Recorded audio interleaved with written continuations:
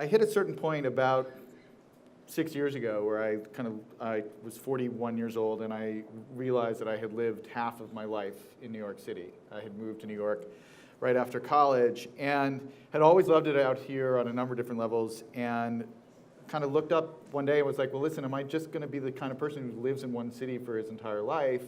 Or am I going to make a change? And our kids were at a really good age. They were portable. They were old enough to get it, but they weren't old enough to have like a girlfriend who would, be like, don't take me away from the great love of my life or whatever. And we had this great luxury. My wife wasn't working, and I, as my dad likes to say, don't have a real job. And so we're very portable. And the Bay Area has always had this extraordinary kind of imaginative role in my life. I've spent a lot of time out of here because of all the tech things that I've done over the years.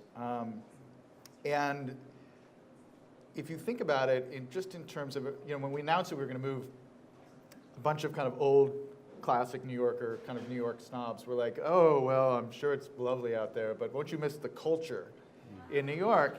And I was kind of like, well, if you mean like by culture, like the number of jazz performances or ballet events each night, yes, there is more culture in New York. But if you mean by culture, like where the ideas come from that end up shaping the culture, whether it's technological ideas, whether it's political ideas, whether it's environmental ideas, whether it's fashion ideas, all these things, the Bay Area per capita is the most culturally innovative place on the planet. It has been over the last 30 or 40 years. I mean, it's incredible, just given that it's actually not that many people compared to New York or London or Tokyo.